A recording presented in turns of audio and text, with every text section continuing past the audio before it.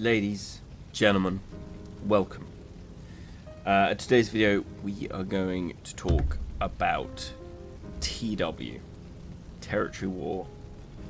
Now, I want to make this video because just as Territory War kicked off yesterday, I saw in the chat some guy, most likely a new player, well, I'd hope he was a new player anyway, I saw him say, "How do I enter TW?"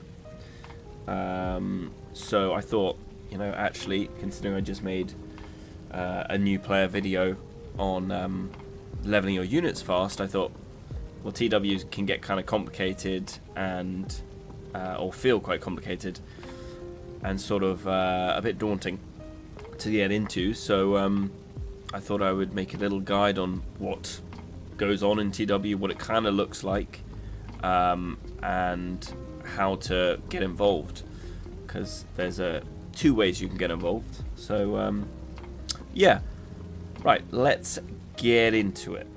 So TW takes place on Tuesdays and Saturdays, and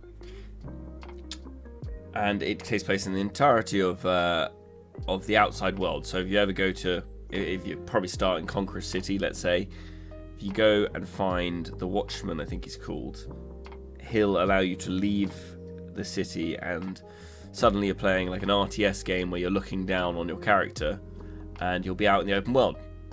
If you accidentally clicked M and you've seen this map, you might have wondered what all these places were and what was going on with them.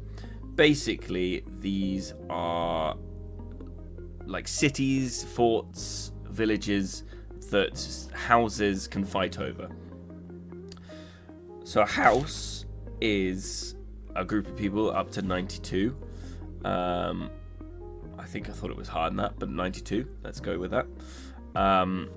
That you all meet up every Tuesday and Saturday, or if you can make it, and you make battle plans and start attacking these fiefs or these cities, and you're basically going up against other people that are trying to defend them or attack yours, so you're defending.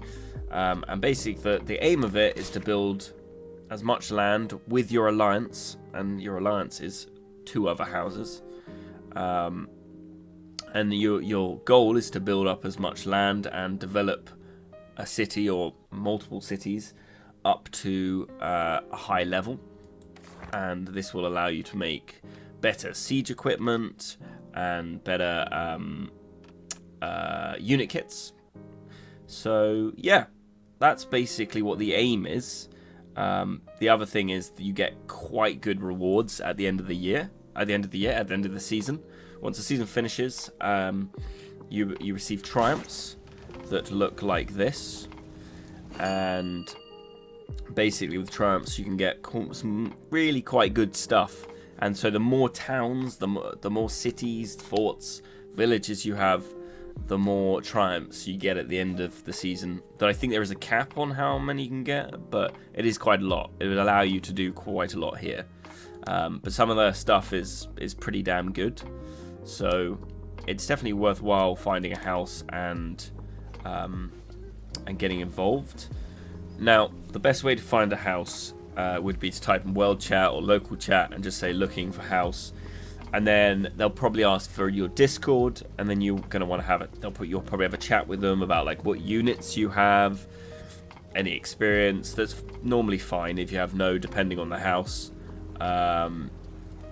Obviously the much more not high skilled, but sort of sweaty houses will require you to have some sort of like previous experience and stuff like that. So ignore that, but there'll be friendlier houses that will take you in, teach you how to do it. Yeah, you might lose quite a lot in terms of you're not going to be gaining a lot of land. You'll have a village here and there and stuff, but that's all good fun. It's all towards the end of season reward, and sort of getting experience, chilling with people, having a good bit of fun in much more of a structured siege sort of variant, I guess. So yeah, But there is another side that you don't have to join a house. You can join the cohorts. Now the cohorts are basically a good thing to join if you don't have enough time for a house. If you're only gonna be doing this every now and then.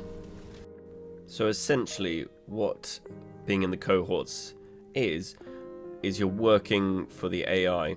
You're a conscript to the AI. And once you sign up to it, you have to be in it for 7 days. So it's kind of, you've got to make the choice if you want to be in a house or not. I would definitely recommend being in a house. But if you don't have time and you just want to do a bit of TW, like to get your F4s done or something like that, this is a very good option. And it allows you to teleport to fiefs that the AI is defending. So you can always give them a hand. So it's always a good option if you don't want to be in a house to have a look into getting into the cohorts. So yeah. So now we're going to take a look at what the map looks like when TW is going on. So obviously the green is what we have currently, and anything flashing is under attack.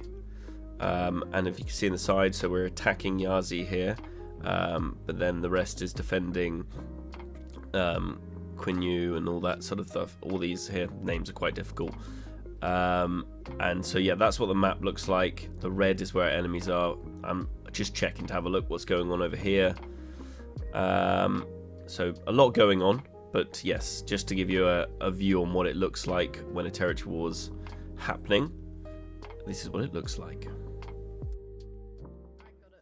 And now I'm going to give you a little view of what it looks like on attack. So to fill you in, we've just been told to hit the wall. I'm not currently in, I'm just in viewing mode. I'm in queue, in mustering even. That's basically reserves. After when someone dies, it gets replaced with a new person.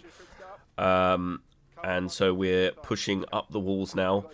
And our shot caller, that's one guy that obviously in the name calls the shots, is basically telling us what to do. He's in viewing mode right now, having seeing basically the entire battlefield and, you know, letting us know what he wants us to do, and basically just follow his orders and stuff happens.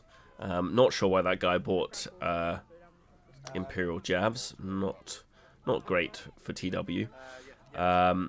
So yeah, this is a wall push, been successful, and now we're just putting up artillery and just sort of reducing the amount of troops they have on X point, just there. So we'll have the stalwarts up, protecting all our artillery, and you'll notice everyone now is just putting up some sort of artillery to start whittling down their artillery and their troops, is what's going on here. Now, another key point of territory wars is it is okay to die.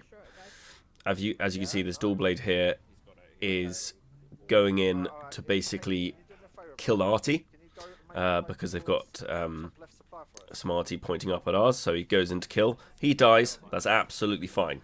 We have mustering, as long as they say it's fine to die, to suicide on point, or suicide to kill Arty, there's no problem with that. So that was actually a good play. And now we're free to put up bigger Arty, because now they're not going to be able to get any of ours destroyed. So yeah, it's not bad to die. So here I've just arrived in the battle. People have died, so now it's my turn to come in. And I'm a bit late to the push on X, but we are now heading through.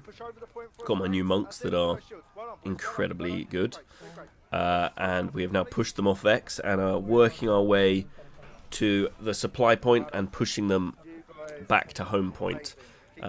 Looks like X is completely under our control now, so that will be ours, and we're just clearing up and working our way towards the home point. So going relatively smooth right now. That as X goes, that was a very easy X to take, but it was preparation. So obviously having the Arty up on the top and thinning out their troops made that our life 10 times more difficult. So taking 2 minutes for everyone to set up some Arty and just pepper their troops down on X, you know, paid off in the long term. We didn't lose too many troops taking X, and we got it really smoothly. So now it's just on to home point. So now we're into the final push.